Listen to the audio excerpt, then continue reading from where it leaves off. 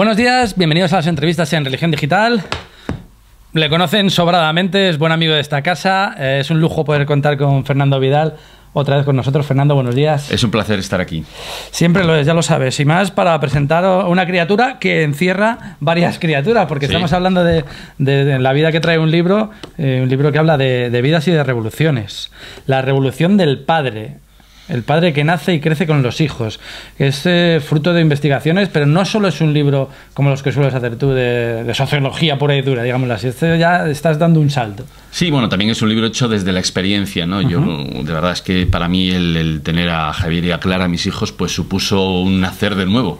Ese mismo parto de Javier, yo la verdad es que fue una experiencia casi cósmica, ¿no? De nacer de nuevo, de que había un mundo que nacía, y luego te das cuenta que conforme uno va, conforme los chicos van creciendo y uno va creciendo también, tú vas creciendo con tus hijos, aprendes de ellos. Es decir, ¿quién te enseña a ser padre? Tus padres, pero también tus hijos. Claro. Y por eso yo creo que es una experiencia muy compartida por todos, ¿no? Que realmente nacemos con nuestros hijos o renacemos con nuestros hijos y vamos creciendo con ellos, nos hacen crecer. Se habla mucho más en nuestra sociedad de la maternidad que de la paternidad. Parece que el hombre, pues bueno, hay muchas actitudes machistas en la sociedad, lamentablemente, y vamos trabajando para eliminarlas, pero también se da por hecho que el papel de la cuidadora corresponde más a la madre que al padre, que el padre es un rol como muy poco definido, muy rollo San José, que no sabíamos exactamente qué hizo con Jesús, cuando sí sabemos bastante más cuál fue el papel de María. Sin embargo, yo creo que el libro va por ahí, la revolución del padre. Estamos volviendo a entender cuál debe ser o cuál puede ser nuestro, no solo nuestro rol, sino nuestra pasión. Sí, sin duda. Y además yo creo que es algo que para cualquiera de los que somos padres es lo más importante de tu vida, ¿no? Eso es lo prioritario y el resto de cosas se ordenan en relación a ese ser padre, ¿no? Pero es verdad, en el libro contamos cómo la figura del padre, cuando apareció, realmente supuso un avance en la evolución del ser humano, ¿no? El ser humano realmente apareció porque padre y madre formaron un hogar, un triángulo, una sociabilidad mucho más compleja alrededor del hijo. Y es verdad que es algo singular en la naturaleza, ¿no? Que el padre no se va, sino que el padre se compromete todavía más con los chavales. De casi todos los seres mamíferos vivos, y casi todos los seres vivos. Y eso es una peculiaridad del ser humano, o de la evolución del ser humano, que lo que llevó fue a una hipersociabilidad, dicen algunos autores, como Tommaso en Alemania, y eso es lo que explica que nuestro cerebro creciera. El que teníamos que explicarnos, el que teníamos que entender esa profundidad en las relaciones. Por lo tanto, el padre es imprescindible para la condición humana. Lo que pasa es que en lo físico cada vez somos menos imprescindibles. No estoy de acuerdo. Porque fíjate... al menos técnicamente es posible tener hijos sin padre.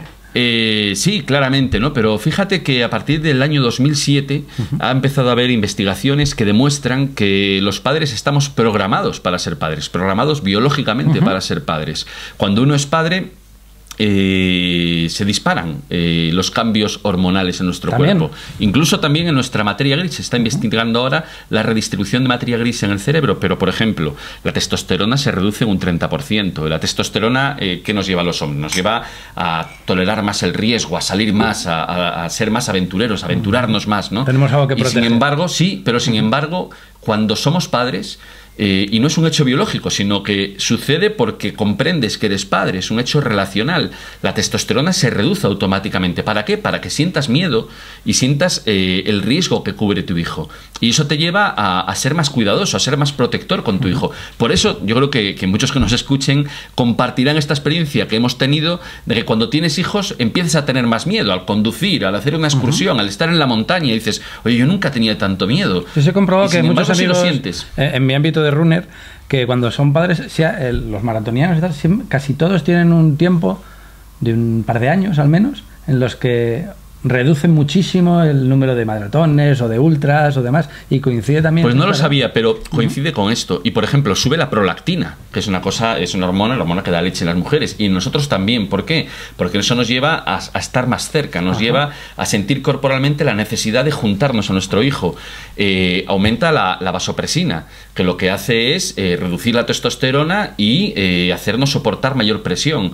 Se reduce el cortisol, y eso que lleva a que seamos capaces de soportar más estrés en la tensión, o aumenta en general todo lo que quiere decir, o todas las hormonas que tienen que ver con la empatía, como la oxitocina. Entonces, realmente esto es algo que no es reciente, sino que está en la programación de la biopaternidad. Está desde que somos hombres, desde que apareció el hombre.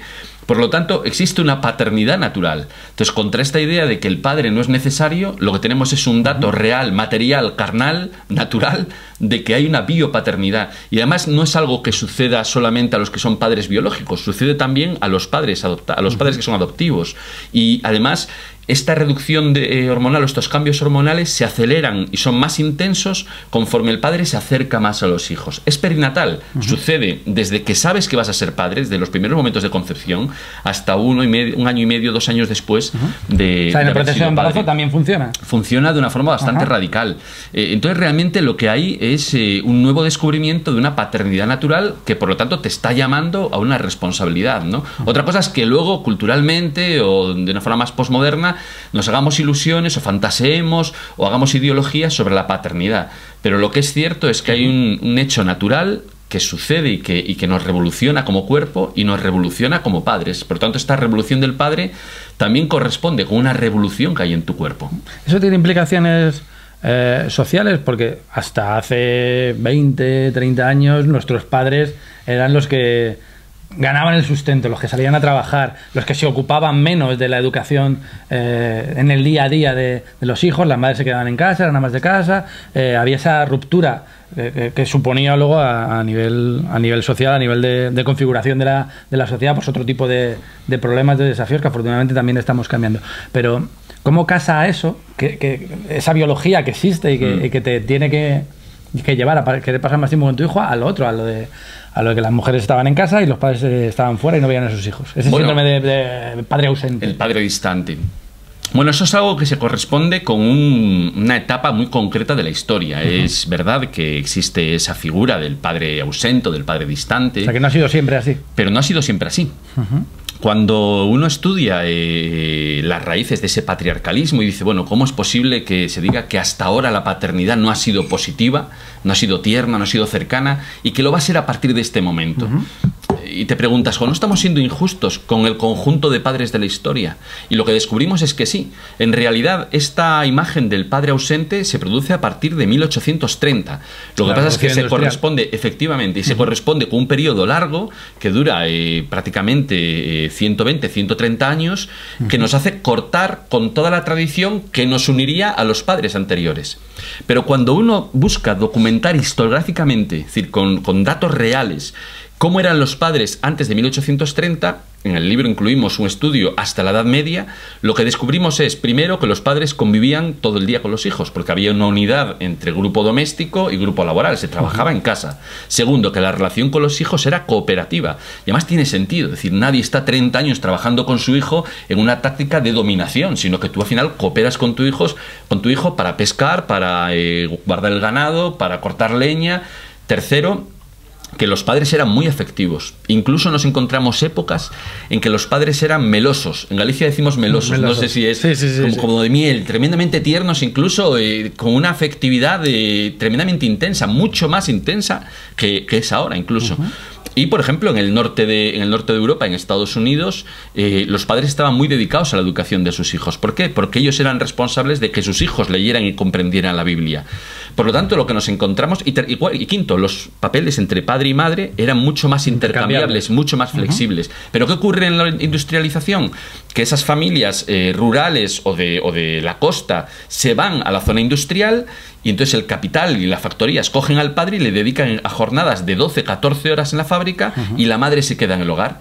Y además no se quiere por parte del capital que las lógicas del hogar, esas lógicas primarias, solidarias, se trasladan a la industria, porque la industria es capitalista. Claro. Y por lo tanto lo que tenemos es que el padre se convierte en ausente porque se maquiniza al padre. Es más, se vacía de paternidad al hombre. ¿Por qué? Porque esos sentimientos que tiene de aprecio y de proximidad con sus hijos no los puede realizar.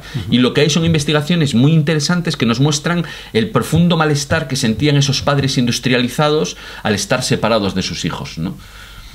Y ¿Sucede igual en el caso de padres primerizos o padres de familias numerosas? ¿Ese proceso biológico, ese proceso...? Sí, sucede igual. Hay investigaciones... ¿En todos los casos? En todos los casos. Y hay investigaciones que nos muestran, por ejemplo, que los cambios endocrinos se aceleran cuando tú duermes cerca de tus hijos. Cuando nosotros tenemos la cuna de nuestro hijo en nuestra habitación, porque en nuestro caso fue así, Javier y Clara estaban en nuestra habitación en una cuna, los cambios endocrinos se aceleran, se intensifican todavía mucho más. Lo cual también nos habla, y es muy interesante, de otra relación entre lo biológico y lo cultural, en donde ni lo biológico se impone de una forma determinista a lo cultural, ni lo cultural se impone de una forma determinista a lo biológico. Se tienen que complementar. Hay un diálogo, hay un diálogo entre ambos, ¿no? Es curioso cómo un vínculo es capaz de cambiar nuestra disposición hormonal, y lo que también nos trae es una renaturalización de la razón, ¿no? Es decir, hay una razón natural, hay una razón que busca evidencias en nuestra disposición natural, y lo que nos habla es de que la paternidad, la maternidad, la filiación, pues posiblemente son los vínculos radicalmente más verdaderos de nuestra condición humana. La cultura actual está preparada para esta revolución del padre, que no me atrevo solo a llamar la revolución del padre, es casi una revolución familiar. Sí, es una revolución familiar, porque efectivamente lo que más favorece a la conciliación laboral familiar y lo que más favorece a la igualdad de la mujer es que el padre se active. Hoy en día el factor principal para que las mujeres no tengan esos 3 hijos que quieren tener y solo tengan uno es que no se fían de que el padre se vaya a comprometer. Por lo tanto, el compromiso de los padres es crucial para la liberación de la mujer, para el desarrollo de la mujer en nuestra sociedad, para establecer relaciones equitativas y relaciones cooperativas entre nosotros. Pero efectivamente la situación que tenemos actualmente es una situación complicada. Por una parte, hay muchos padres que nos estarán escuchando que quieren activarse o que están teniendo una experiencia de paternidad llena de ternura, de cercanía, de cuidados directos de sus hijos, que han hecho ese viaje que hizo John Lennon y que contamos en el libro, sí, ¿no? Ahora hablaremos de John Lennon, desde un padre desimplicado a un padre tremendamente metido en la vida de su hijo, ¿no? Casi pesado, sí. Sí, insistente, un padre muy próximo, ¿no? Pero el movimiento que más me preocupa en el mundo es el de aquellos padres que desertan. Eso es una tendencia moderna. Hay millones de padres que abandonan a sus hijos en el mundo. Hay una monoparentalidad femenina no deseada, donde tú has tenido un hijo y el padre sencillamente lo que hace es no estar en clave de responsabilidad con los hijos que tiene. Es un marrón, no es un... Y se van, claro. o sencillamente no quieren asumir la vida adulta, son Peter Panes eternos, no son capaces de asumir esa crianza. Y por miedo, por irresponsabilidad, por muchas razones. Y esto es estructural. ¿Y eso a qué se debe? Se debe al vaciamiento que ha habido del papel del padre, donde se dice que el papel del padre no es necesario, que padre puede serlo cualquiera, sea masculino o sea femenino, tú puedes hacer el papel de padre o la figura de padre, y esto no es así. Hay una vinculación entre paternidad y masculinidad. Y es curioso, ¿no?, que en esta época tengamos que hacer una reivindicación de la materia, la carne y el cuerpo. Pero lo que decimos es, el sexo al final es la primera diversidad. La primera diversidad de los mamíferos y también, por supuesto, la primera diversidad del hombre, del ser humano, es el sexo. Por lo tanto, yo creo que cuando difuminamos las relaciones entre sexo y cuando difuminamos la singularidad de cada sexo, en realidad lo que estamos haciendo es ir contra la diversidad, que es algo clave en el conjunto de valores de esta modernidad.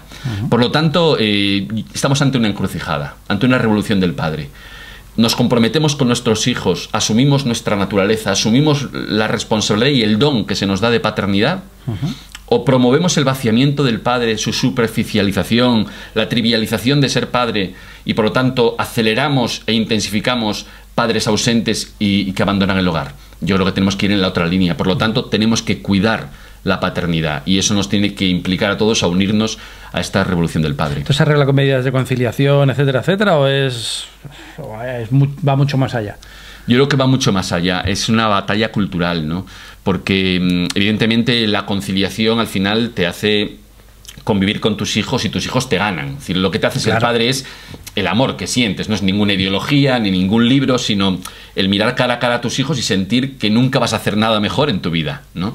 Pero claramente también requiere mucho más, requiere reflexión por nuestra parte. Vivimos en una modernidad reflexiva y por lo tanto los padres hoy en día, para poder ser padres, también tienen que reflexionar, tienen que pensar ¿Qué son? ¿Qué significa esto que están viviendo? Porque cuando uno piensa su paternidad, piensa su vida entera, ¿no? Claro. Y eso te ordena tu vida entera.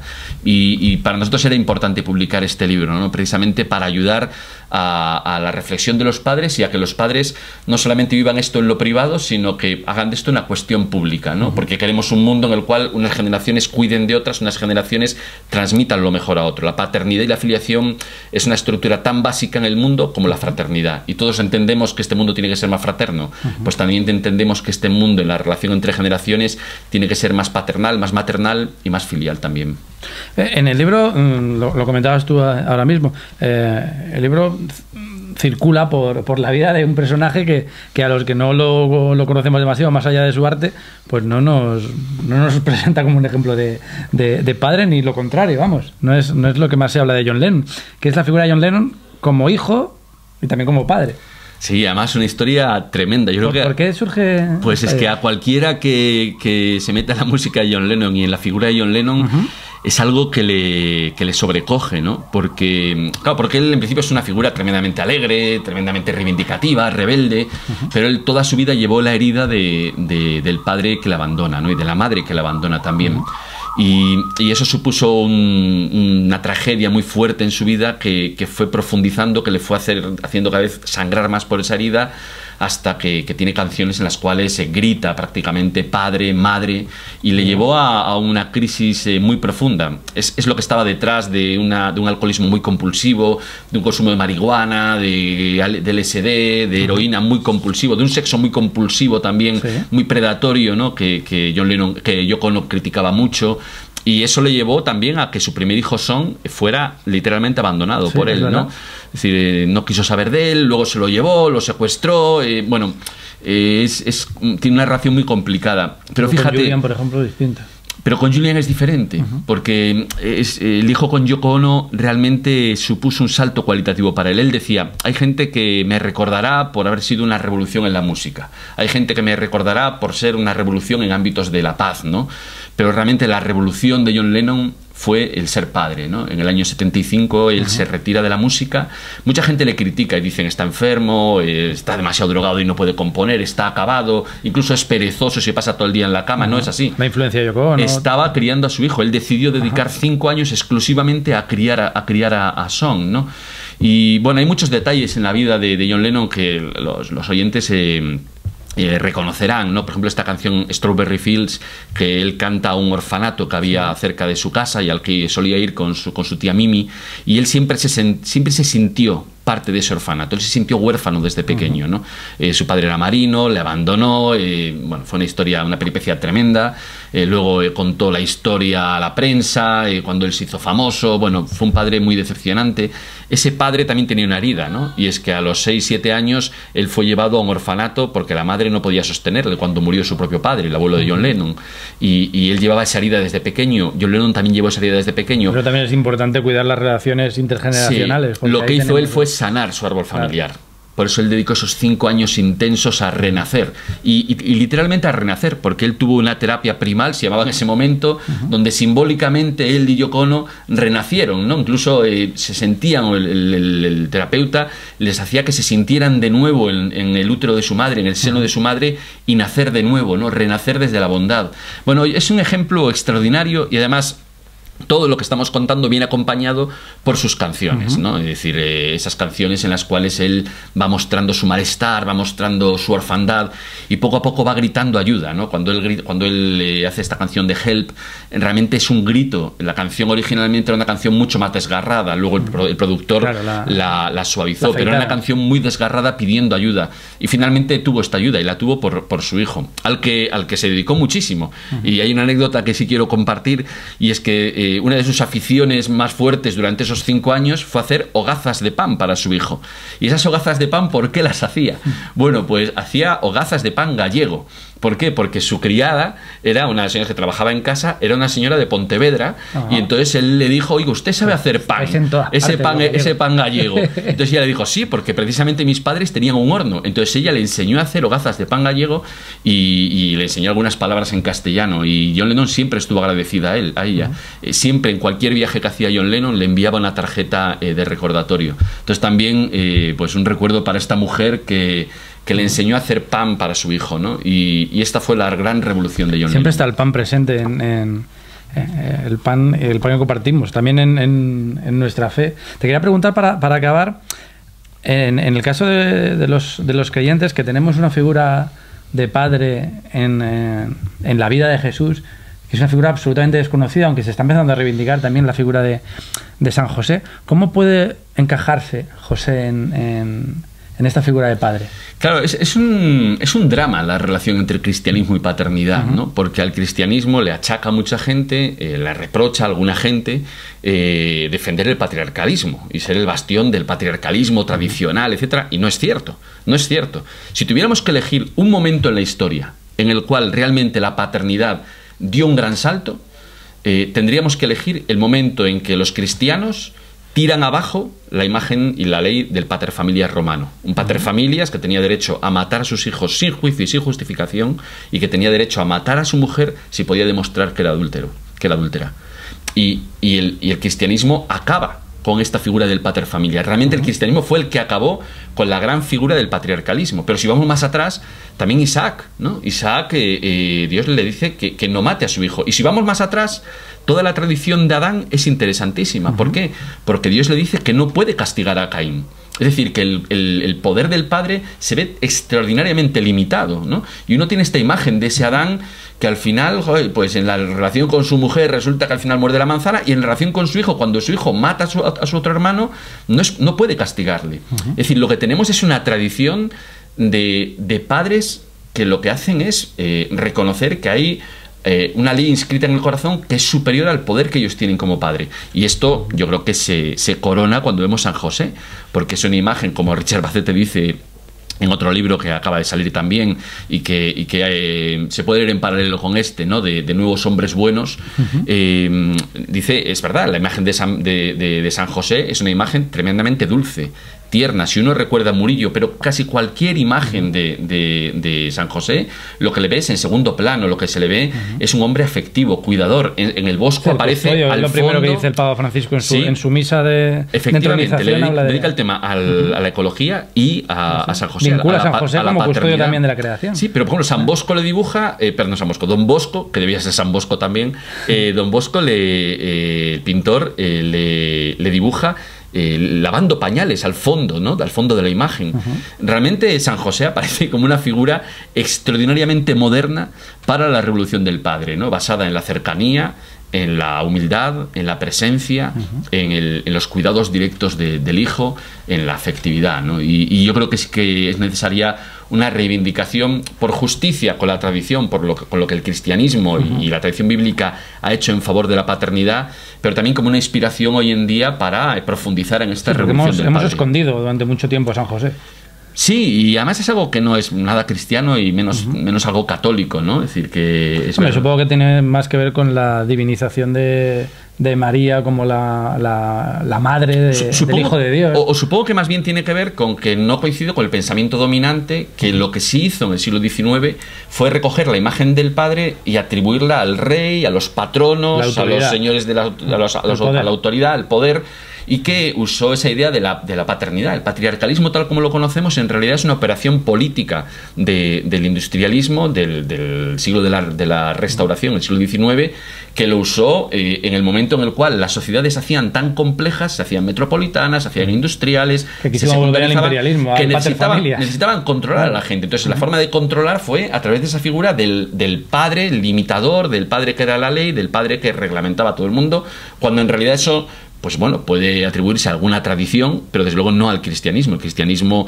históricamente, y el cristianismo en las fuentes bíblicas y en nuestra tradición va en una dirección muy contraria, va en una dirección que supera el pater familias romano y que establece otro modelo basado puramente en el amor y en la cercanía y en la ternura. Por lo tanto, es algo que no tenemos muy lejano y que tenemos en cualquier iglesia o en cualquier museo cuando vemos San José. Inspirémonos en él para la revolución del padre. Fernando, un auténtico placer. La revolución del padre, el padre que nace y crece con los hijos, editado por Mensajeros en coedición con el Instituto Universitario de la Familia y la Fundación Casa de la Familia de... Sí, además es comillas, que es un proyecto... Es un proyecto que impulsa también la Iglesia de Madrid, que impulsa el Arzobispado de Madrid y que se inserta dentro de la plataforma de Informe Familia, ¿no? Que es una plataforma de información continua sobre el tema de familia, tomado de todos los medios en el mundo. Solo hay que seguir trabajando y construyendo. Sí. Muchísimas gracias, Fernando, un placer. De verdad que sí, muchísimas gracias a todos. Y a ustedes pues les esperamos en estas y en otras revoluciones. Siempre si puede ser en Religión Digital. Muy buenos días. Buenos días.